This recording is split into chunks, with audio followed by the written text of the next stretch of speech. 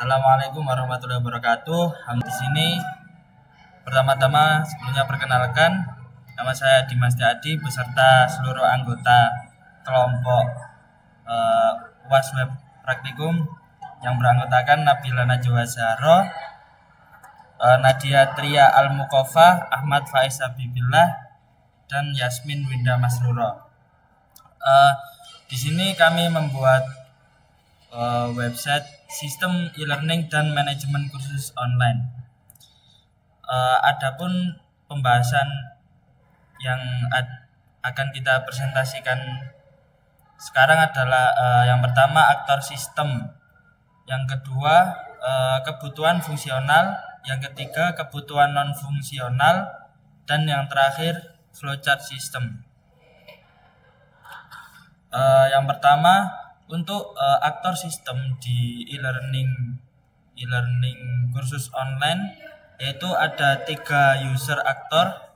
Yang pertama adalah admin, di mana admin itu mempunyai akses, yaitu yang pertama login ke dalam sistem, mengelola data kursus, mengelola data siswa, mengupdate materi pembelajaran, dan melihat laporan sistem.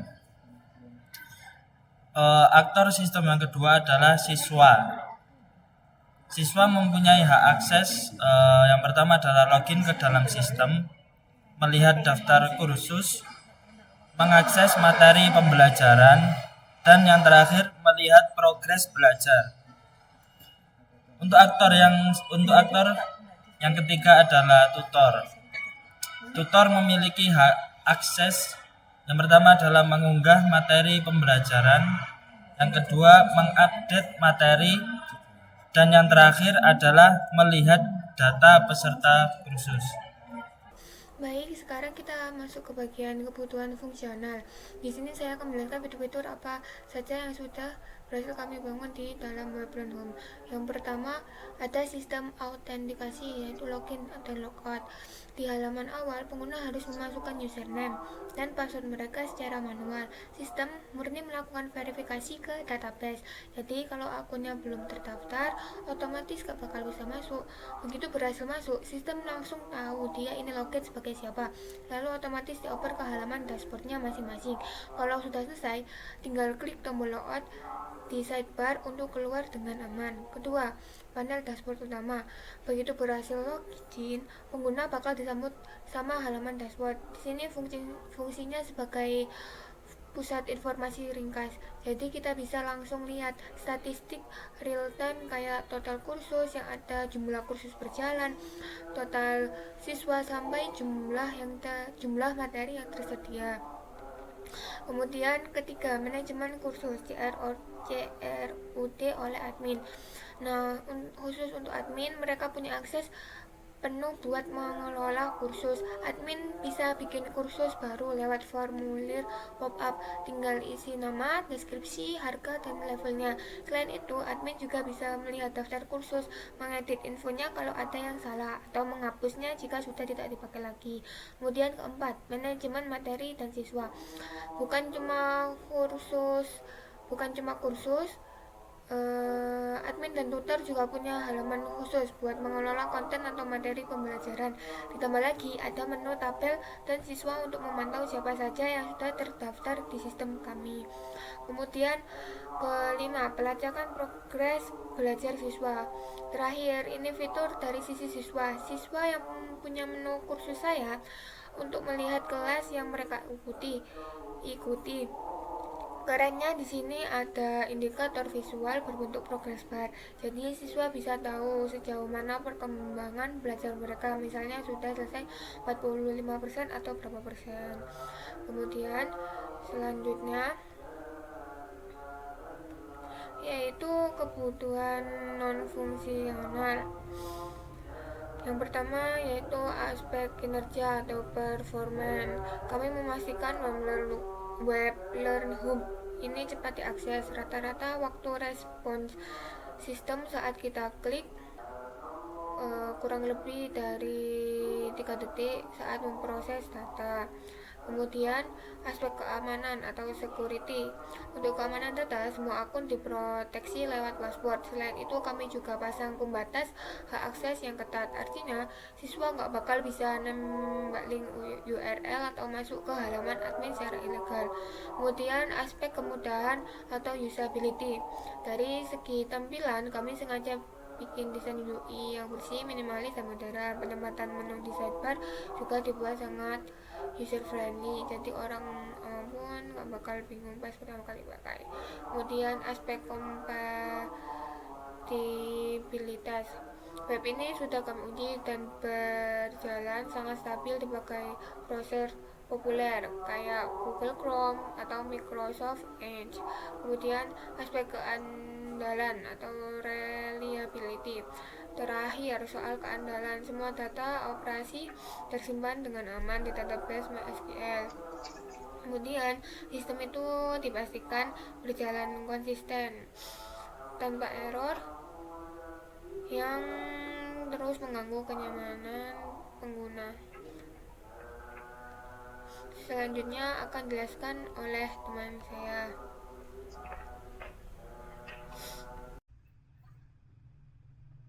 Baik, selanjutnya flowchart system. Yang pertama, start, pengguna membuka aplikasi web LearnHub. Yang kedua, input kredensial. Pengguna mengetikkan username dan password secara manual pada form login. Yang ketiga, verifikasi login. Jika tidak valid, tampilkan error dan input ulang. Jika valid, masuk dashboard. Jika tidak valid, menampilkan pesan error dan kembali ke halaman login. Jika valid, masuk ke halaman dashboard. Yang keempat, pengecekan hak akses atau role. Sistem membaca peran akun yang masuk. Admin diarahkan ke menu code khusus dan data siswa. Tutor diarahkan ke menu manajemen materi pembelajaran. Siswa diarahkan ke menu kursus saya dan progres belajar. Yang kelima, proses CRUD atau aksi pengguna. Aktor melakukan aktivitas sesuai menu pilihannya. Tambah data, melihat materi, dan melihat progres. Yang keenam, simpan database. Setiap perubahan data otomatis diperbarui dan disimpan ke database MySQL. Yang terakhir, N. Alur selesai atau sesi diakhiri dengan menekan tombol logout. Di halaman dashboard itu ada total kursus yang dibuat oleh tutor dan kursus aktif, lalu total siswa dan total materi. Nah, di sini untuk kursus kita karena sebagai admin kita juga bisa melihat kursus yang dibuat oleh tutor. Jadi ini. Nah, di sini kita bisa melihat apa saja di kursus ini materinya. Untuk ini juga di sini ada bisa video, bisa PDF. Jadi kalau dibuka linknya itu ini menunjukkan materinya. Mulai dengan solusi Google Cloud lalu akses. Setelah itu di sini juga ada admin juga bisa menambahkan siswa ke kursusnya. Nah, karena di sini siswa sudah masuk ke kursus semua, jadinya tulisannya semua siswa sudah terdaftar di kursus ini. Terus admin juga bisa menambahkan materi. Yang selanjutnya yaitu bagian data user. Nah, untuk data user sendiri di sini admin untuk web ini yang hanya admin yang bisa mendaftarkan supaya bisa masuk ke web ini. Jadi untuk siswa itu didaftarkan oleh admin. Contohnya ketika kita ingin menambah user, nah di sini tuh ada nama lengkap. Contohnya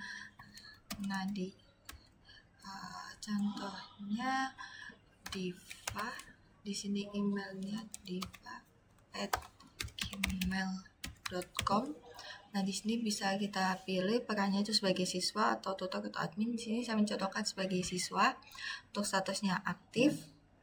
Untuk password, nah di sini bisa masukkan passwordnya. Nah, setelah itu kita tambah.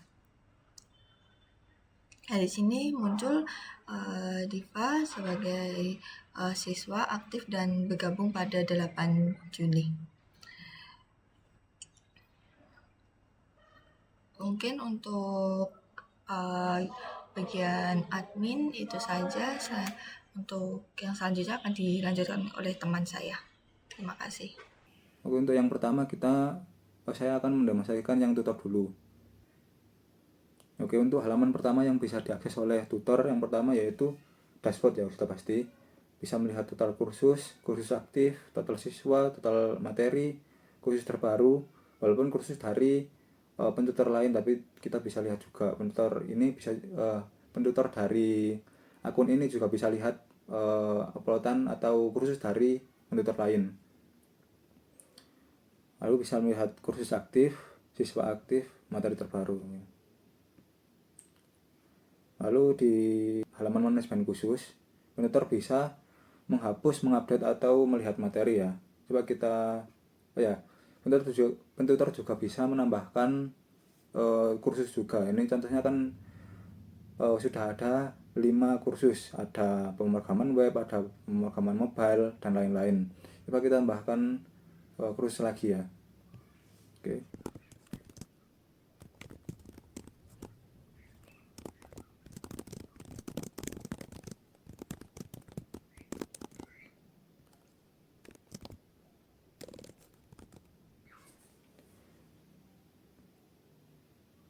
Oke, kursusnya bisa ditambahkan ya. Sekarang sudah ada 6 kursus yang ada di halaman ini dan sudah ditambahkan kursus cyber security. Coba kita lihat materinya. Oke, kita lihat materinya masih kosong ya karena belum ditambahkan. Lalu kita bisa menambahkan siswa ke kursus juga. Ini contohnya cuma Nardi saja ya, di siswa yang terdaftar di kursus kita. Coba kita tambahkan siswa lain. Coba kita tambahkan Tony Inot. Daftarkan. Oke, siswa berhasil ditambahkan ya. Coba kita lihat daftarnya. Siswa yang terdaftar sudah 2, Tony Inot dan Narji Sutrisno. Lalu kita bisa mendapatkan materinya juga. Coba kita masukkan materinya juga.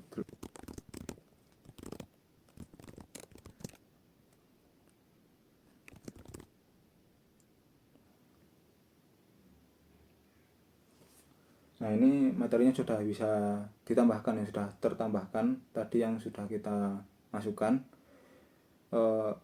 Ini contoh yang saya tambahkan tadi, ada query injection, ini materi 1, bentuknya video, cuma tadi nggak saya masukkan URL link videonya ya.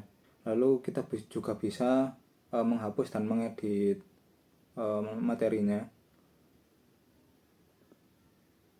Oke, itu adalah POV dari pentutor ya. Coba kita lanjut ke POV siswa. Oke, untuk siswa juga bisa melihat dashboard ya. Bisa melihat kursus saya, kursus aktif dan lain-lain. Lalu juga bisa mengakses halaman kursus saya. Namun tadi kan pentutornya bisa mengupdate dan mendelete dari kursusnya kan. Kalau misal siswanya itu nggak bisa mengupdate dan menghapusnya, cuma bisa melihat materinya saja dan membuka atau mengerjakan materinya. Kalau kita buka, materi pengertian web telah dibuka gitu.